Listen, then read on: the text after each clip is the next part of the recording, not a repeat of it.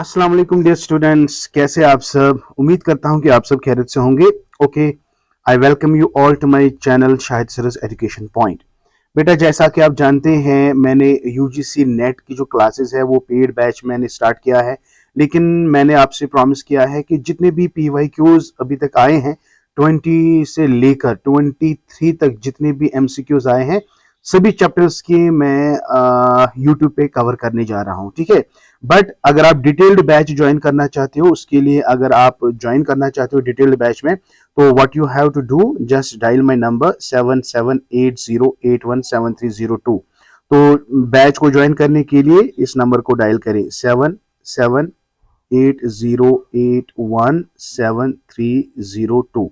ठीक है, तो फिलहाल मैंने यूनिट नंबर 10 उठाया है। यूनिट नंबर 10 में लगभग हम 150 क्वेश्चंस करने वाले हैं। इसी तरह बाकी जितने भी यूनिट्स हैं उनकी भी मैं पीवाईक्यूज यूट्यूब पे ही डिस्कस करूंगा। लेकिन डिटेल्ड बैच जो है वो पेड बैच में अवेलेबल होगा। उसके लिए अगर आपको ज्वाइन करना है तो इस वाले नंबर पे आप मुझे कांटेक्ट कर सकते हो।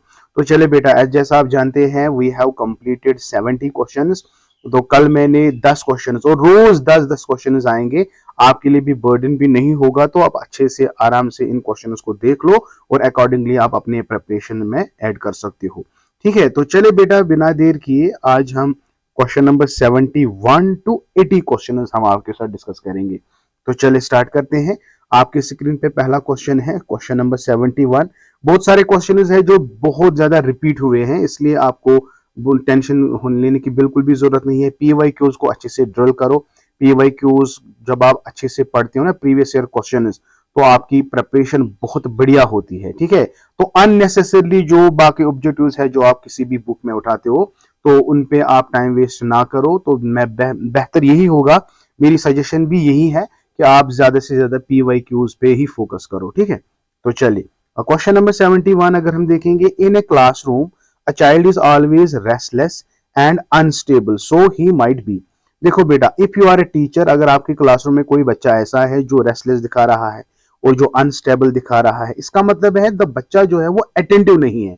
और आपको मैं बताऊं, एक साइकोलॉजिकल डिसऑर्डर है जिसको हम कहते हैं एडीएचडी।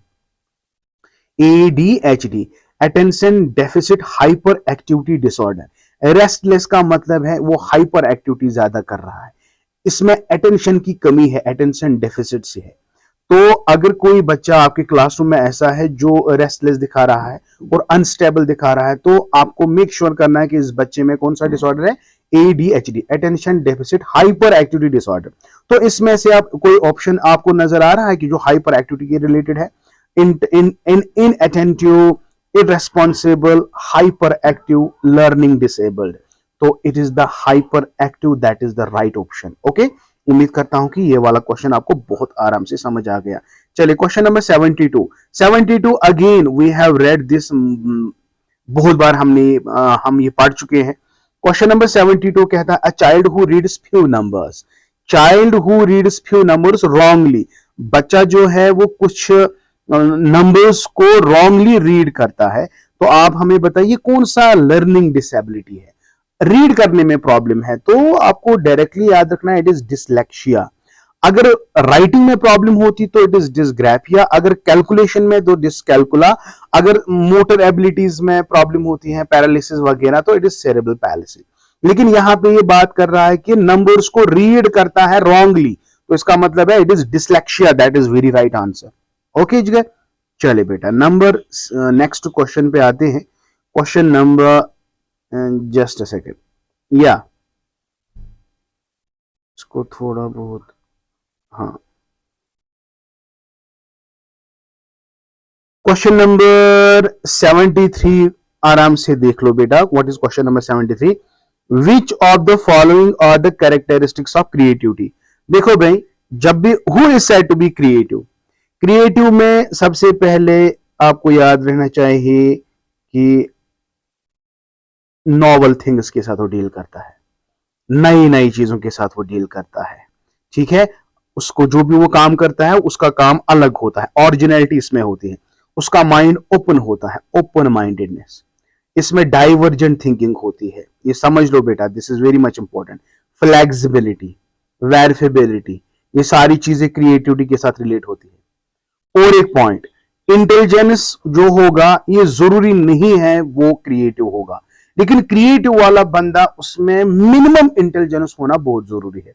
लेकिन आप ये मार्क रख के रखेंगे, जो इंटेलिजेंट होगा जरूरी नहीं है कि वो क्रिएटिव होगा। Are you getting my point? लेकिन जो क्रिएटिव होगा वो डेफिनेटली इंटेलिजेंट होगा। ठीक है बेटा, तो इस हिसाब से आप अपने ऑप्शंस देख चूज कर सकते हो।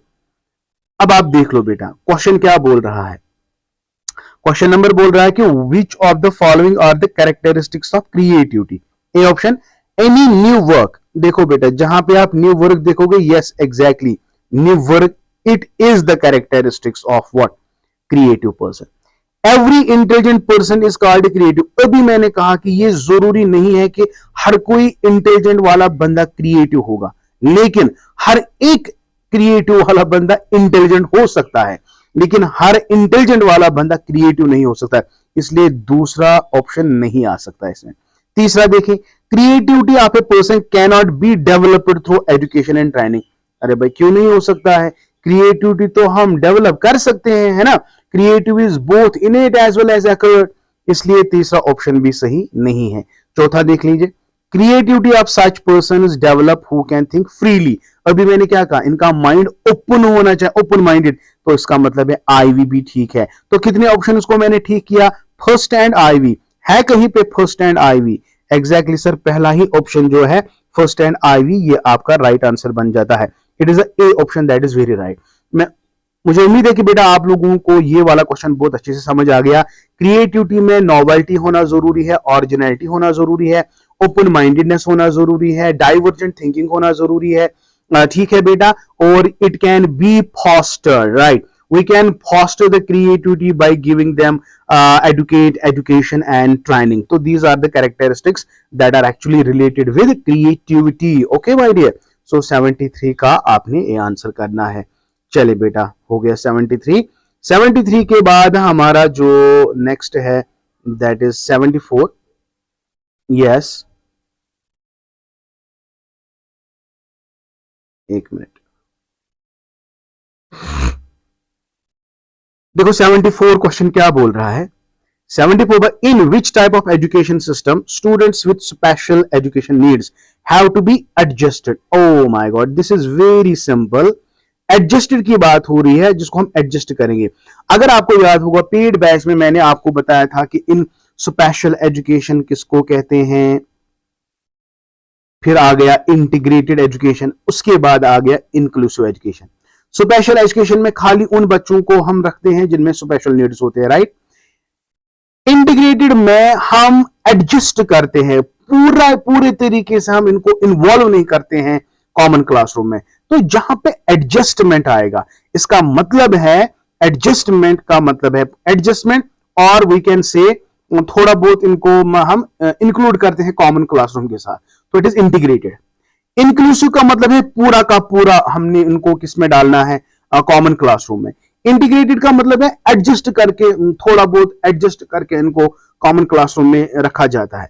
Special and inclusive, integrated and inclusive नहीं, आपको बताना है यहाँ पे शाबाश, वो कौन सा टाइप ऑफ एजुकेशन सिस्टम है जहां पे स्टूडेंट्स, वो स्टूडेंट जिनको स्पेशल एजुकेशन नीड्स होते हैं उनको हम एडजस्ट करते हैं एग्जिस्टिंग स्कूल एनवायरनमेंट में। तो this is the concept that we that come under what, integrated concept, तो it is integrated education। I hope बेटा आपको 74 वाला क्वेश्चन समझ आ गया। चलिए बेटा, यस, या क्वेश्चन नंबर 74 देखो क्या है, ये भी बहुत सिंपल है। 75 ये आपको खाली याद रखना है, विच डिकेड, आपको वो कौन सा डिकेड है जिसको डिक्लेयर किया गया डिकेड ऑफ डिसेबिलिटी, तो आपको ये डायरेक्टली याद रखना है। इट इज पहला ही option, that is 1900, yes 83 to 1992, it is the first option। ये आपको ऐसे ही याद रखना है कि ये वो डिकेड है जिसको डिक्लेयर किया गया है decade of disabled by UNO, United Nation Organisation. It is 1983 to 1992। ये अच्छी तरह से याद रखना, ये बहुत बार क्वेश्चन आ चुका है, एक दो बार मैंने इसको देखा है, ये क्वेश्चन आ चुका है। चलिए भाई दूसरा देखते हैं, या 76 क्वेश्चन देख लो बेटा। Which of the following may cause partial complete visual impairment. देखो अगर हम ग्लूकोमा की बात करेंगे, कैटरैक्ट की बात करेंगे, या macular degeneration, it is related with the retina, dryness of the eye, retina, retina के जो it is related with the degeneration of the nerves that are attached with the retina. तो ये तीनों, चाहे हम ग्लूकोमा की बात करेंगे, कैटरैक्ट की बात करेंगे, मैक्यूलर डिजेनरेशन की बात करेंगे, ये आंख के डिजीजेस है और इससे विजन में काफी ज्यादा असर आ जाता है। ठीक है, तो इसका मतलब है ये तीनों ऑप्शन जो है ये काज है partial complete visual impairment. I hope बेटा आपको समझ आ गया। तो इसका ऑप्शन क्या आएगा? It is the D option, that is very right answer. आगे बढ़ते हैं बेटा। यस, हाँ, क्वेश्चन नंबर 77 देख लो। While planning for evaluation of the students having disability, what should be given more importance? ये तो जाहिर सी बात है, जब आप प्लान करोगे इवैल्यूएशन ऑफ द स्टूडेंट्स की जिनको डिसेबिलिटी होती है, आपका ज्यादा फोकस होना चाहिए कि किसमें कितनी ज्यादा डिसेबिलिटी है।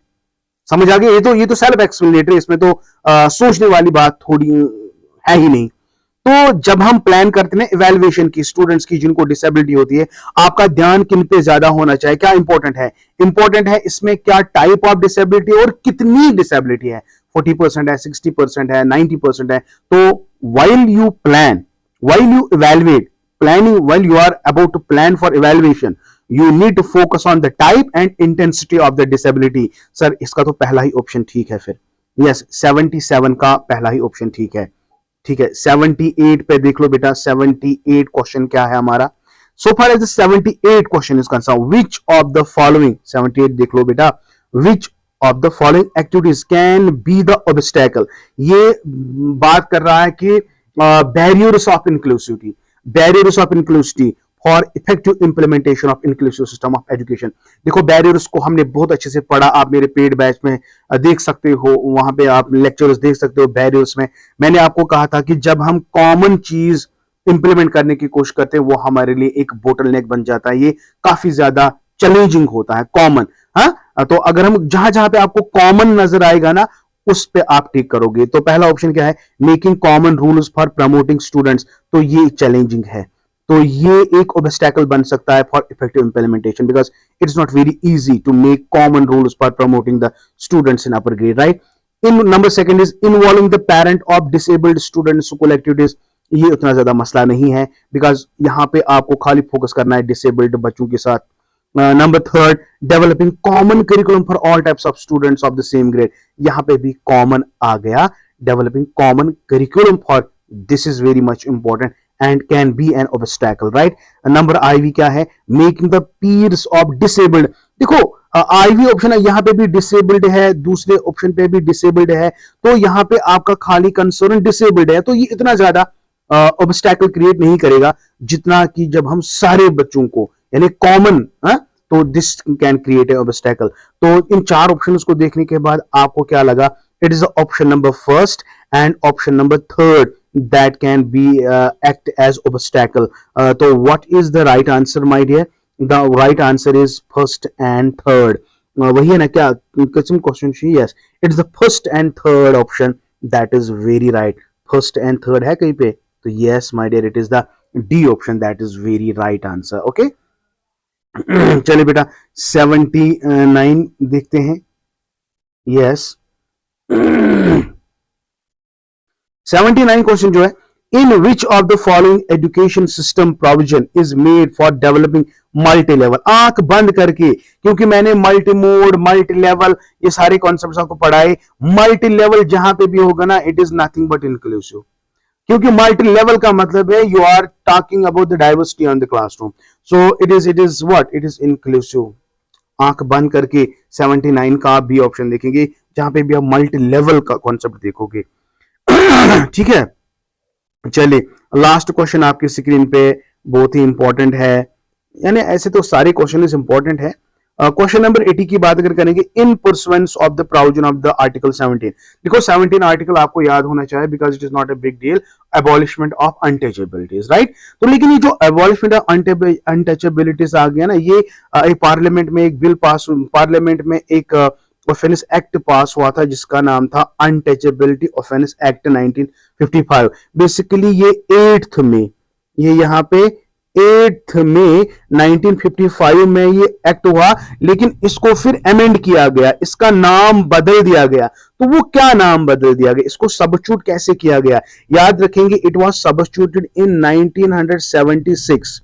ये याद रखेंगे क्या, ये जो अनटचेबिलिटी ऑफेंस एक्ट 1955 है ना, इसका नाम चेंज किया गया, सबस्टिट्यूट किया गया, इसका नाम बदल दिया गया। तो नाम क्या रखा, protection of civil rights act, और वो 2 सितंबर में हुआ। तो यहां पे आप देख लो कहीं पे है राइट टू एजुकेशन एक्ट नहीं आएगा, person with disability no, protection of human rights नहीं, प्रोटेक्शन ऑफ सिविल राइट्स। आप डेट याद रखना बेटा, डेट याद रखना, 1976 में इसको अमेंड हुआ और नाम चेंज किया गया।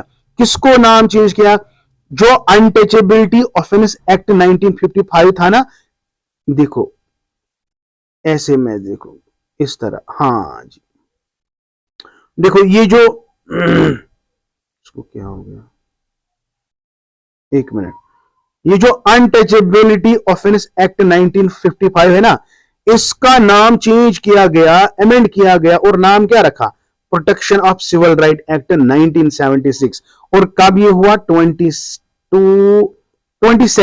यस सॉरी 2 सितंबर, इट इज 2 सितंबर 1976। तो अब आपने क्या याद रखा, क्वेश्चन नंबर 80 का जो आंसर है वो डी है, क्योंकि untouchability offence act 1955 it was changed substituted by which act, protection of civil rights act 1976। उम्मीद करता हूं कि आप लोगों को ये सारे क्वेश्चन समझ आ गए। कमेंट सेक्शन में जरूर बताएगा। ये वाला पार्ट उन बच्चों के लिए जो ऑलरेडी मेरे पेड बैच में है, तो आप मुझे बताओगे कि 10 में से आपके कितने क्वेश्चन ठीक हुए, कमेंट सेक्शन में जरूर बताएगा। ठीक है, thank you, may Allah bless you and keep always learning. रोज आपको 10-10 क्वेश्चन देखने को मिलेंगे, इससे आपकी नेट की प्रिपरेशन सही से होगी। ठीक है, so this was all for today, thank you, may Allah bless you and keep always learning.